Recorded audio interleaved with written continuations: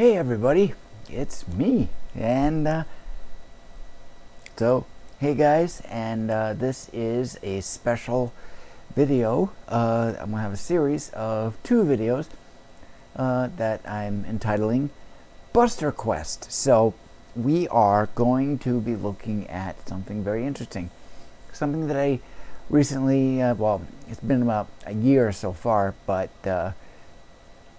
I've got little parts, little pieces of it coming in and doing and things like that. So what I wanted to show you was something that's a little bit of a show and tell, and it's also a little bit of a review. So this is going to be regarding the Spengler Neutona wand from the Ghostbusters Plasma series by Hasbro Pulse. So basically it's the high-end toy company. So a year ago I had actually placed an order for something which is going to be in a later video, but at the same, probably about a week or 2 after that, I actually put in an order for something that just came in the other day. So I'm going to do a little show and tell and review of it. So the first thing is, what did it come in? Well, it came in a shipping box, of course, but how big was the shipping box? I have it right here.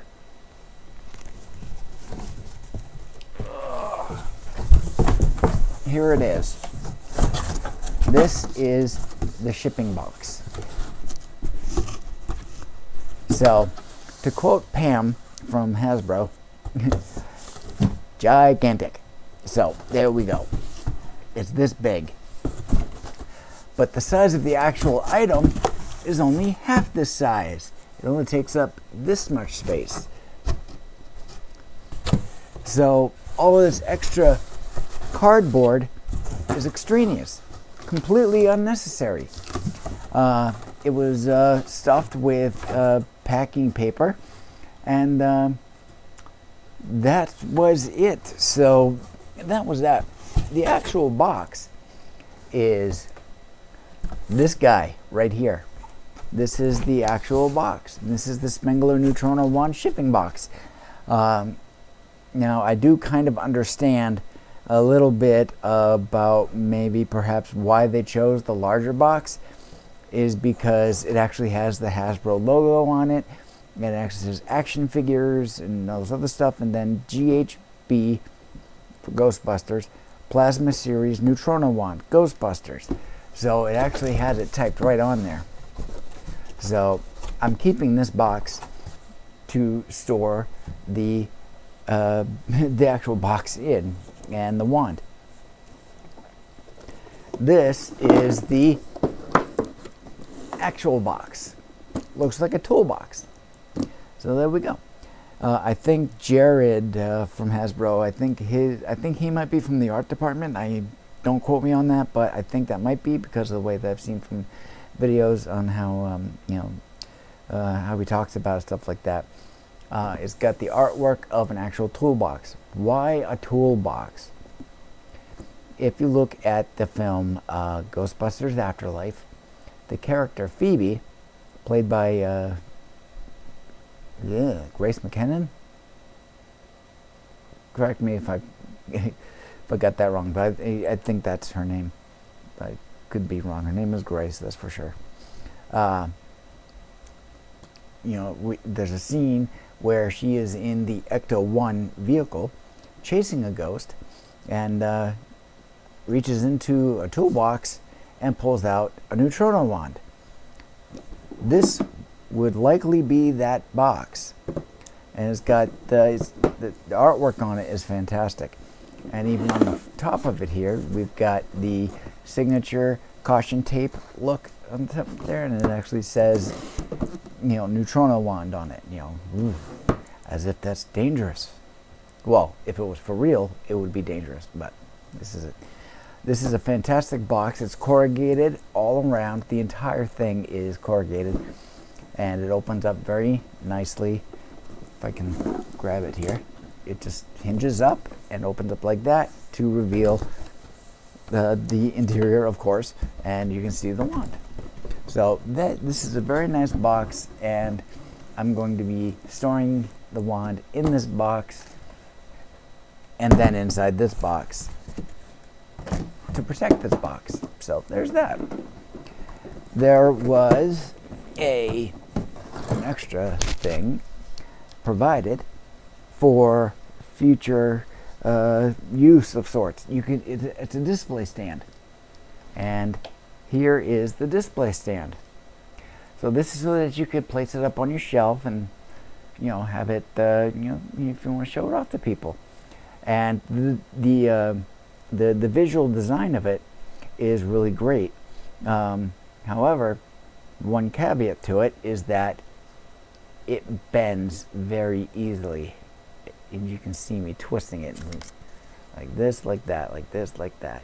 So as far as the appearance of it goes, very good. I like it very much. And it does do the job. The thing I don't like about it is that the plastic is flimsy. It shouldn't be able to twist. It should be completely solid. And that could just be a harder plastic. Yeah, they may have cost a little more, but we're talking a multi-million dollar at least corporation, and they can afford it, in my eyes at least. So, but needless to say, it's a great design. It performs very well, and I would like a little stiffer mount posts, because they do bend very easily, so you can't be too rough with it. So there's that. Put that out of the way. And that toolbox box has this over it, which is a corrugated sleeve with some nice artwork, and it's got the name of the product on it and everything like that. And of course it's Hasbro, so it's essentially a glorified toy. And got to remember that throughout this video and anything else. So if I pick on it, it's because it's a toy, and we're not going for real life realism here. We have to accept the fact that A, it's fake, and B, changes were made in order to achieve what they needed to do in order to get this as a sellable product, even though they did it before. And I'll go into that in a little bit. Inside all of that is the wand itself. Here it is. So I'll hold it up here. You can kind of get a better look at it. And I've got a B-roll that you'll see some footage on that. So the wand itself is right here. And I'm going to go over it from the back to the front. So overall, it is of a durable plastic construction. And there is real metal on it, and I'll get to that when we come to those spots. So in the very far back here, is the battery tray. You unscrew this and you pull it out. In front of that, we have the some what looks like military tape that looks like it's aged, and that is the full intent of it. And it's of olive drab green color, and it's wrapped around the handle, and it's it's got some weathering to it, so that's good. That is an addition that was done for the Ghostbusters Afterlife film, not the original. And when I say original, I'm talking about the 1984 film. So, but because it's Hasbro, stuff like that, they made it out of plastic, durable material. Good idea. And of course, it's got a grip on the bottom of the handle. And then we get to the section in the center, which is this section here. There's a green hose. Good idea. And over on the left, we have a power switch, which is a real metal switch. And then we have a button up top, which is the fire button. Now they've labeled it as activate, that's the switch, and then intensify, which is the fire button. So over to the right of the handle, we have two switches. These are the same types. And the bottom one is the main power. The top one is the lighting for the device. And then we see there's a spot here for a bar graph that is mimicked, and that is the key word there. It's mimicked.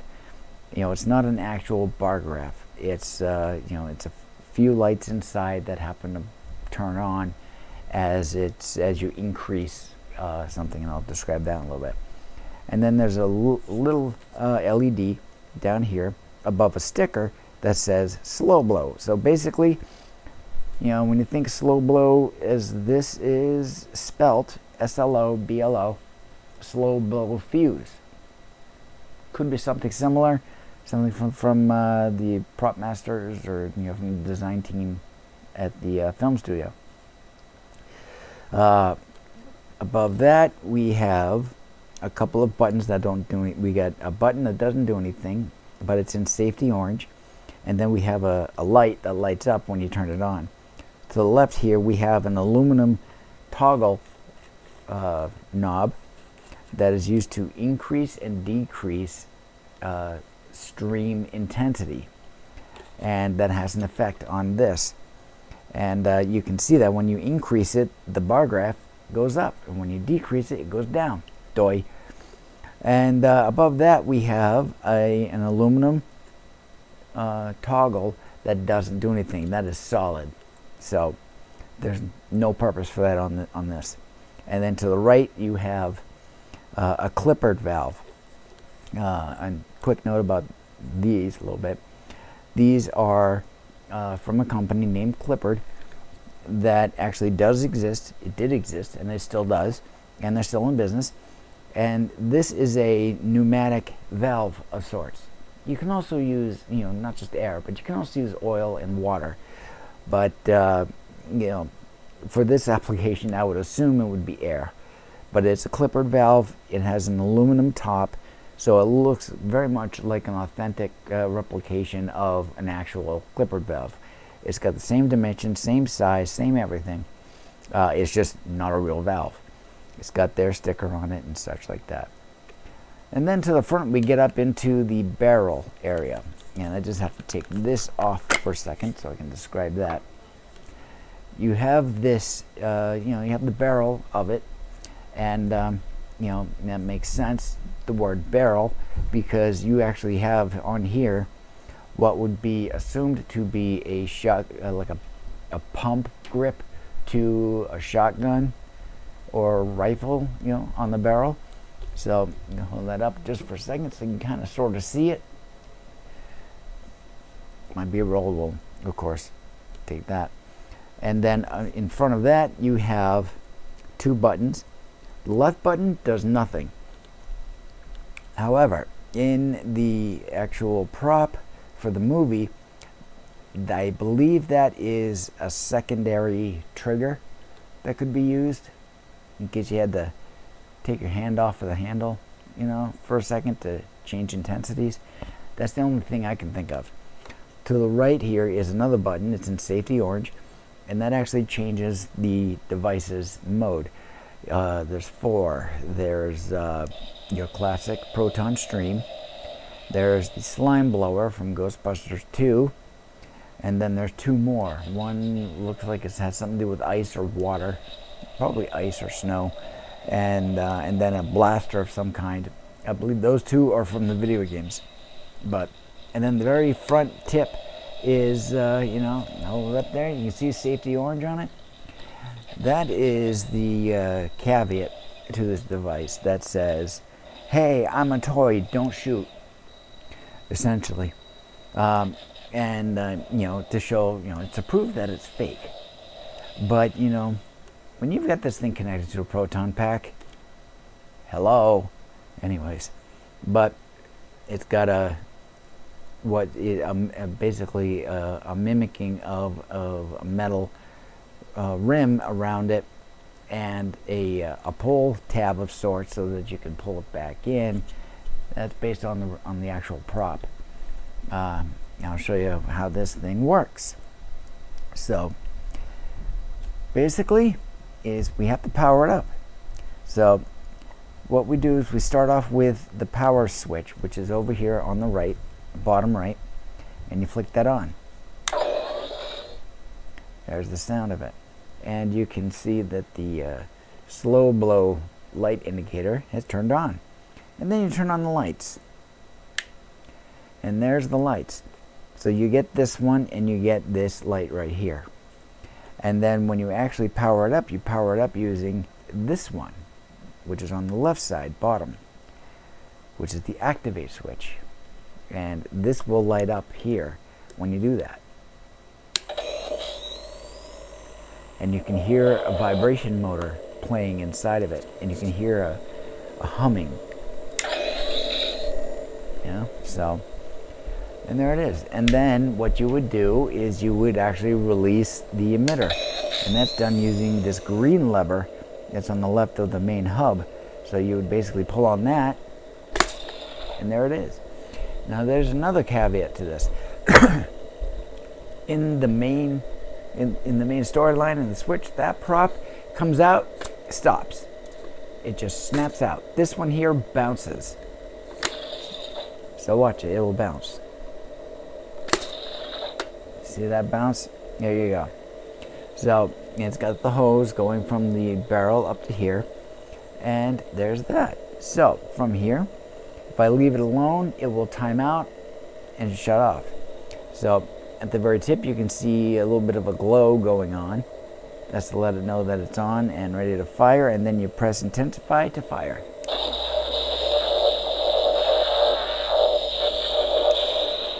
And when you're firing, you can see the lights actually travel and changing color. That's to match the stream colors in the animation.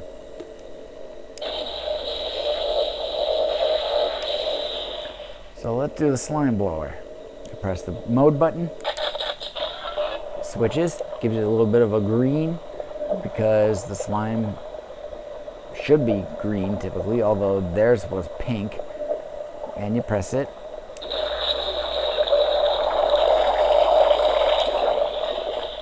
And it sounds like them blowing slime using this, which is a farce, but you know, whatever. You press it again, you get a little flash of blue, and it kind of sounds like crackling ice.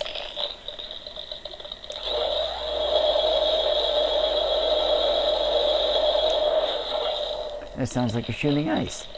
And then you press it one more time. Get a little bit of a green thing. This is the blaster sound.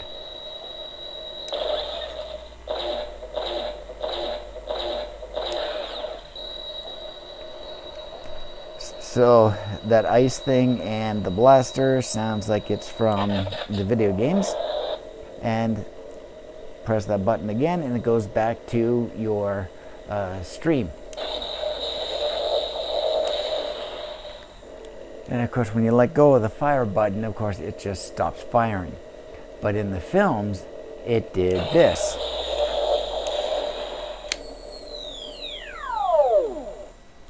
So it did that.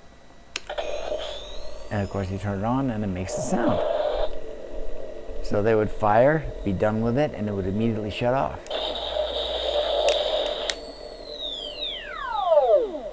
So the trick would be to achieve that, you would basically, you hold down your fire button for the length of time you want to do that, and then when you're done, you just immediately flick your thumb down to hit the switch at the same time.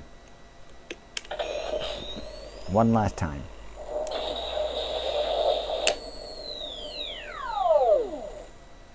And there is your recreation of how the actual movie prop works. So we'll go ahead and we'll shut these off. Lights are off, and now I'll shut off the unit. And there, it shut off, and then I pull this back to do that. So I had purchased, you've seen this in a shorts video and such, this thing right here, this is a grip so that you could actually have that on the front. Oh, it sits over the pump grip, because this isn't based completely on the original. The original actually had this, and that's the one from 1984. The reason for the pump grip, that is, I haven't been able to find out exactly why, but I do have my thoughts. And it's not Grace McKenna, it's McKenna Grace. And I think she is the reason why. She was 13 when she filmed Ghostbusters Afterlife, so she was 13, but she's also short, kind of small. It's very cute, but as a result, small hands. So with this, with this grip, you've got 4 finger doodads. She wouldn't be able to wrap her, she couldn't wrap her hand around it. And it makes sense to have something that she could wrap her hand around. Hence, the shotgun grip. And it looks like something that they could have put on back in '84, but they didn't. So they made that change for the Afterlife film, and it just snaps on, and it's held on nice and tight. There we go. See? And there we are. So that kind of makes this a 1984 version. So there we go.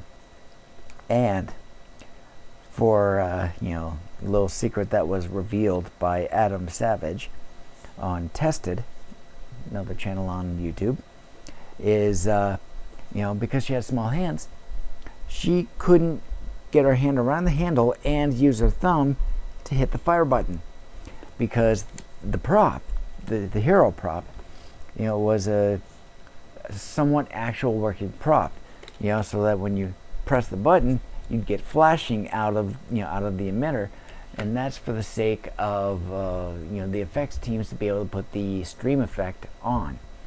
Well, she couldn't reach it with her thumb because her hand wasn't big enough, so they fashioned a little finger trigger on the bottom of the handle, and so all she'd have to do is just hold it and just pull that trigger, and it would work fine. So that was a nice little behind the scenes secret. There is no trigger on this, which it shouldn't have anyways. So that's essentially how that works. So how does this look like when it's on the stand?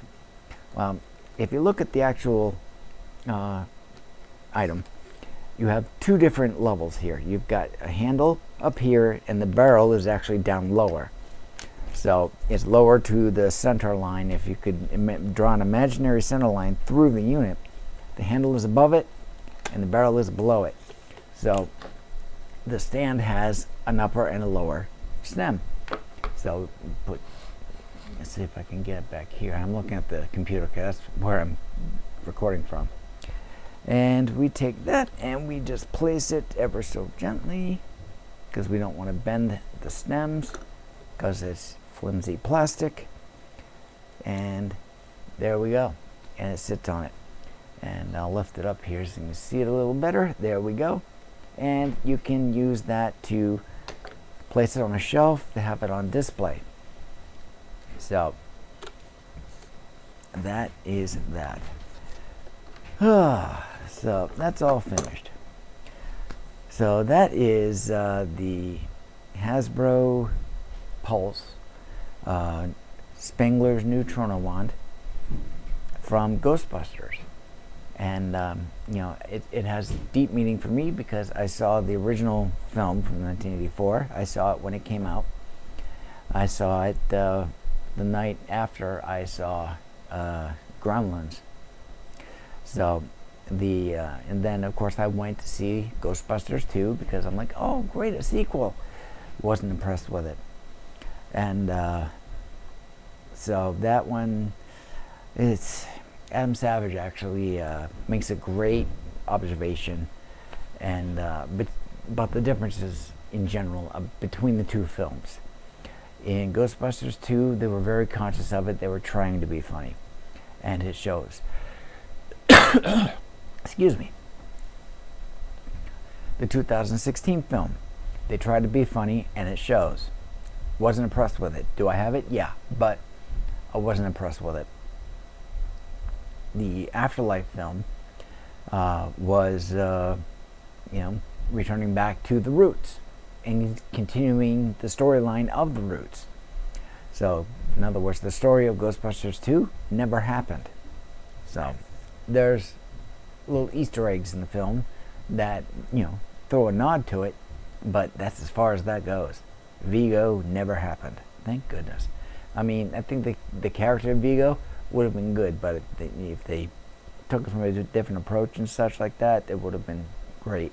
And if they took all the bubbliness out of it and the cartoonish garbage out of it, you know, then be a better film in my eyes. What they did for this is this is based off the 2019 Afterlife film, and so they wanted to show that it was aged. So you can't see it very well here, but in B-roll you can see it just fine. You can see that there's gray on the edges, and you can see maybe see some dry brushing that goes on in the handle and in the barrel. That is to show that it was aged.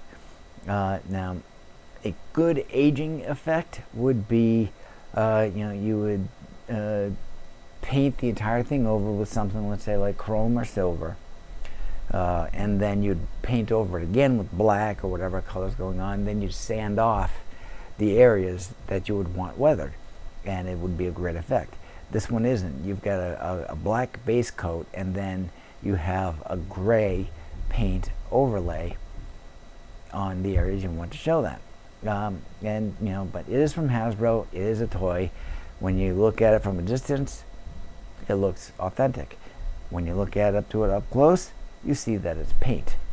I did forget to demonstrate the intensity increase and decrease, so I'm going to turn it back on a second here.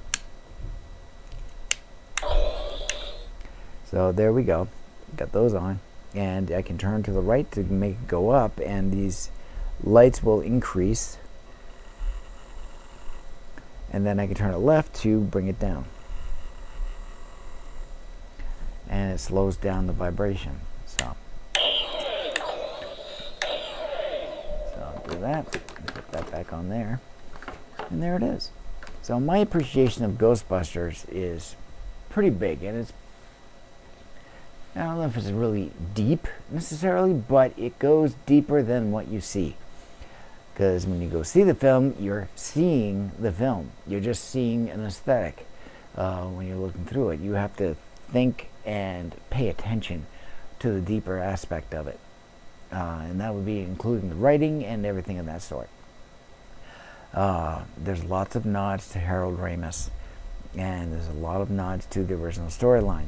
Get the whole film as a nod to the original storyline, and it's going to be continued. Currently, there's going to be a sequel to Afterlife that will be released in, I think, December of 2023, and it's going to be great. McKenna Grace is coming back in.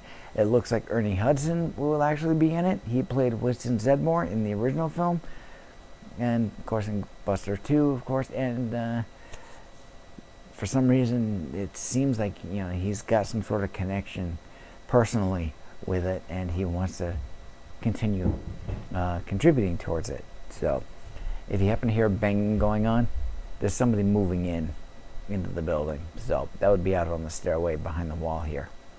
So there we go.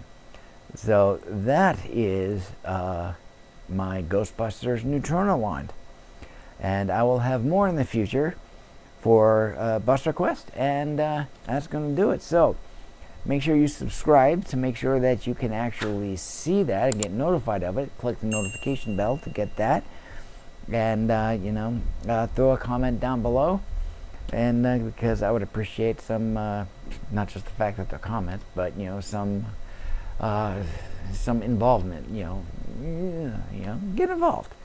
You know, I'll talk too. Don't be afraid. I'm not going to bite you. So, hard. No, seriously, I won't bite. But and of course, if you want to help support the channel, you can also do crypto. I accept Dogecoin, and I accept Monero. So, information on that's down below. So, we are going to stop there, and I will see you in the next video. And I will also see you in a future video from BusterQuest. It will be a little bit here and there, and you know, so it's not going to be bang bang bang done.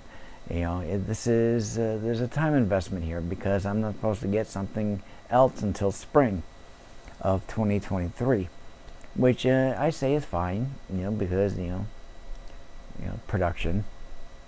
And it sounds, from what I've seen, it sounds like they want to make everything and then ship it all out in one go. That's fine. That's not me. That's Hasbro, the toy company. So I'm going to end it there, and we will talk to you next time. So thank you very much, and Skál.